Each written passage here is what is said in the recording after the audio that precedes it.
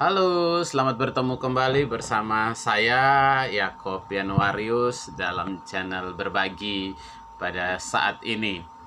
Oke, saya akan berbagi tips tentang mencari pasangan hidup yang ideal. Mengapa penting mencari pasangan hidup yang ideal? Karena ada banyak masalah yang terjadi dalam eh, pernikahan. Banyak yang bercerai dengan alasan bahwa tidak sepaham, tidak sependapat, silang pendapat, kemudian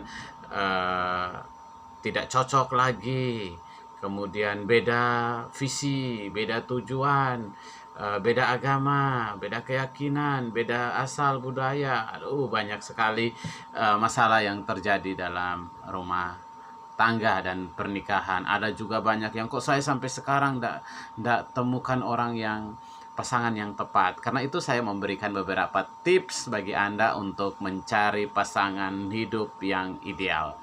Tips yang pertama adalah berdoa. Nah, mengapa berdoa? Berdoa penting karena kita manusia diciptakan oleh Tuhan, termasuk pasangan hidup Tuhan yang memberikan kepada kita. Karena itu perlu berdoa, minta sama Tuhan, Tuhan berikan saya pasangan yang terbaik. Ya, minta kepada Tuhan, Tuhan berikan saya pasangan yang taat beribadah. Amin.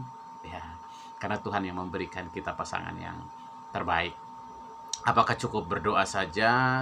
Ya, tidak juga, perlu usaha ya. Karena itu tips yang kedua adalah mulailah menjalin hubungan dengan lingkungan sekitar. Karena dari lingkungan kita bisa, mungkin Tuhan bisa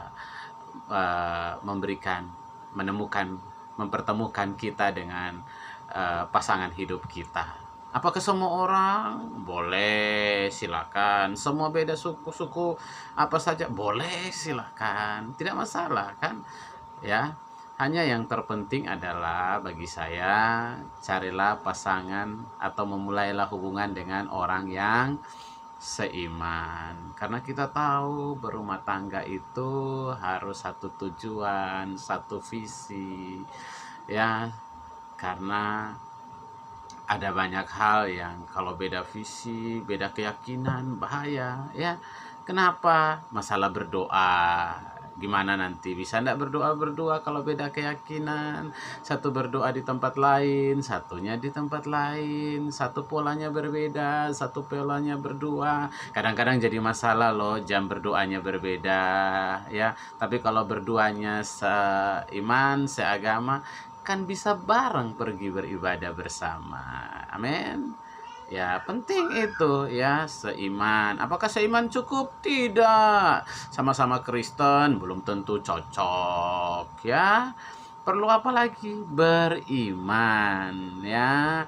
Setelah menjalani hubungan, pastikan dulu pasangan saya ini orangnya beriman. Beriman bisa dilihat dari apa? Apakah dia setia beribadah? Tidak. Apakah dia setia berbakti? Ya, apakah dia takut Tuhan? Taat beribadah. Itu penting karena apa? Bagi wanita, Anda harus memastikan bahwa orang yang akan Anda ajak menikah adalah imam dalam rumah tanggamu ya. Dia harus memimpin Anda berdoa kepada Tuhan, membawa Anda kepada Tuhan ya. Itu penting ya. Bagi laki-laki, memastikan bahwa calon istri saya adalah orang yang tahu agama, orang yang beriman. Kenapa? Dia punya banyak waktu untuk mendidik anak di rumah. Kalau dia tidak beriman, tidak paham agama, bagaimana dia akan mendampingi suami ya, mendukung, mensupport suami dalam doa, bagaimana dia mengajar anak-anak. Karena itu penting ya, mencari istri dan suami yang seiman dan beriman. Yang berikut adalah saudara harus mengenal pribadinya. Pacaran tidak melulu makan-makan, jalan-jalan, cinta-cinta, tetapi penting juga untuk mengenal kepribadiannya. Itu penting. Keluarganya, ya, bagaimana keluarganya, ya, bagaimana pribadinya, ya. Ingat prinsip, ya, sama belum tentu cocok. Sama-sama punya hobi berenang, sama-sama suka film Korea, sama-sama suka film India, apakah cocok? Belum tentu, ya. Sama-sama cerewet, kalau ketemu di mana rame, apakah sudah itu juga cocok? Atau sama-sama hobi makan, habis uangnya, ya. Karena itu penting cari pasangan yang melihat pribadinya. Saya kasih filosofi, sandal atau sepatu yang Anda pakai itu sama atau cocok? Banyak yang bilang, oh sama. Tidak, bagi saya itu tidak sama. Karena apa? Kalau sama adalah sama-sama kanan atau sama-sama kiri. Sandal atau sepatu itu cocok karena satunya kanan, satunya kiri. Coba saudara bayangkan, saudara pergi ke pasar pakai sandal, dua-duanya kiri atau dua-duanya kanan. Apa kata orang? Gila. Begitu juga berumah tangga. Kalau dua-duanya boros, habis uangnya. Tapi satu harus agak royal, tapi satu harus sedikit hemat supaya rumah tangganya bisa jalan baik. Satunya cepat emosi, yang satu harus sabar. Satunya romantis, yang satu kadang-kadang tidak terlalu romantis. Begitu, ya. Nah, itu penting, cocok dalam masalah kepribadian, tidak sama semua. Banyak orang yang bilang sama-sama diam, rumah tangganya juga tidak baik. Begitu, diam, tiba-tiba bunuh diri. Atau sama-sama cerewet, tiap hari ribut, akhirnya suami tidak pulang rumah, atau istri malas di rumah karena suaminya cerewet. Yang satu cerewet, yang satu diam, yang satu hemat, yang satu sedikit berbagi, begitu. Yang berikut adalah perlu dilihat juga tips yang berikut, pendidikan. Ya, ada banyak yang bilang, kalau sudah cinta mah jalani aja. Tapi ingat, pendidikan juga penting. Dalam rumah tangga itu tidak hanya melulu omong cinta, saya mau bilang. Ada banyak masalah dalam rumah tangga yang butuh pola pikir. Ya, butuh pemahaman, dan itu pendidikan. Ya, contoh kalau kita bercanda, ya, dalam rumah tangga kadang-kadang ada yang nyambung, ada yang tidak nyambung. Ada masalah dalam rumah tangga, diskusi tidak nyambung. Kenapa? Pola pikirnya, pendidikannya beda. Coba bayangkan saudara sarjana nikah dengan orang yang tamatan SD, pola pikirnya beda, pendidikannya beda, mempengaruhi pola pikir. Kita maksudnya bercanda dengan teman, dia cemburu. Kita jalan ngobrol dengan rekan bisnis, dia cemburu. Kenapa? Karena dia tidak bisa memahami itu. Ya, karena apa? Pendidikannya rendah.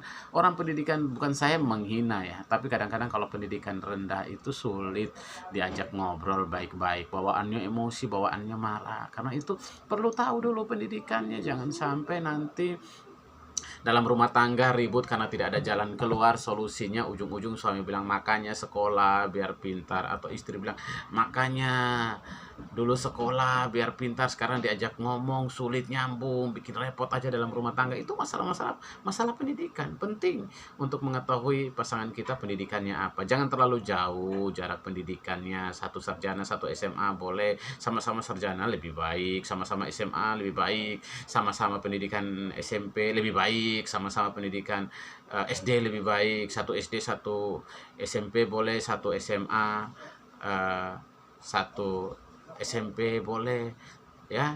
Tapi kalau jaraknya antara SD nikah sama sarjana, aduh, pola pikirnya terlalu jauh, ya.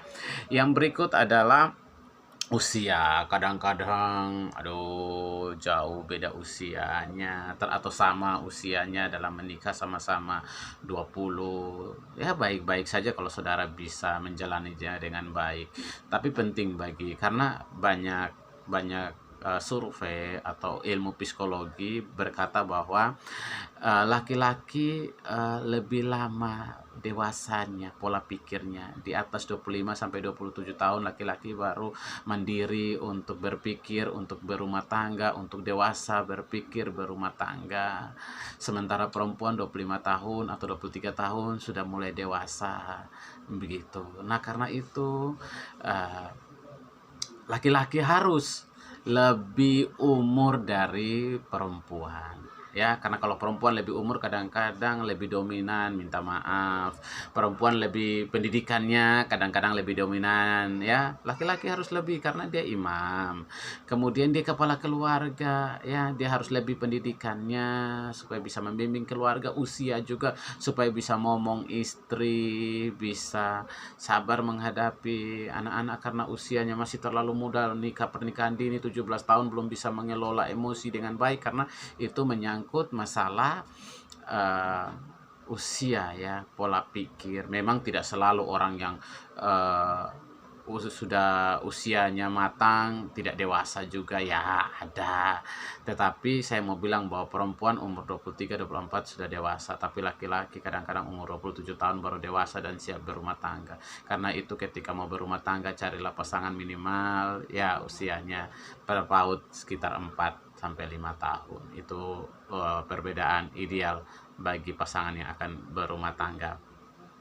Yang terakhir adalah masalah ekonomi. Sebelum Anda menikah, ya, pastikan ketika pacaran, pastikan bahwa pasangan Anda mempunyai pekerjaan tetap. Terlebih perempuan, jangan hanya tutup mata, sudah bilang aku cinta padamu, lupa ternyata ini pengangguran atau kadang-kadang bohong. Harus tahu dia kerja di mana, ya, kerjanya apa. Kita harus tahu tempat kerjanya, itu penting kalau sudah serius mau menikah. Begitu tahu-tahu, ya, pengangguran, ya, hancur rumah tangganya, banyak kebutuhan dalam rumah tangga, ya, ekonomi itu penting, ya. Karena itu pastikan, terlebih laki-laki harus punya pekerjaan tetap, ya. Istri kadang kan lebih banyak nurut ngurus rumah tangga, tapi kalau ekonomi belum kuat boleh berdua untuk kerja, tapi pastikan bahwa suami haruslah, calon suami atau laki-laki harus punya pekerjaan yang tetap karena menikah butuh biaya, ya. Membina rumah tangga butuh biaya makan minum. Kalau belum punya rumah bayar kontrakan pakai apa kalau enggak punya pekerjaan yang tetap. Nah, karena itu penting bagi saudara untuk ketika mau menjalin hubungan atau mencari pasangan yang ideal, ya, tadi saran saya, tips yang pertama berdoa, minta kepada Tuhan. Tuhan pasti akan memberikan pasangan. Minta Tuhan dekatkan dengan orang yang terbaik, yang takut Tuhan. Yang kedua adalah menjalin hubungan dengan orang yang seiman. Cukup? Tidak, tetapi juga beriman, yang takut Tuhan. Yang ketiga, bagaimana dengan kepribadiannya, cocok atau tidak, bagaimana keluarganya, itu penting. Kemudian pendidikannya, itu menyangkut pola pikir supaya dalam berumah tangga komunikasinya lebih baik.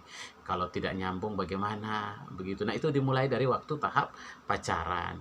Kemudian masalah usia, ya, penting, ya, usia itu penting. Apakah sudah memasuki usia yang pas untuk menikah atau belum? Jarak usia antara laki-laki dan perempuan ketika menikah juga perlu diperhatikan, ya. Yang terakhir adalah masalah ekonomi.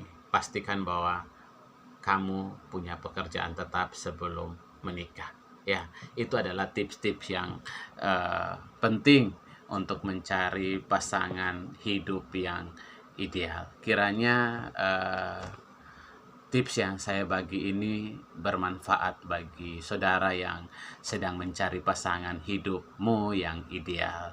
Ya, selamat mencoba. Tuhan memberkati kita. Terima kasih.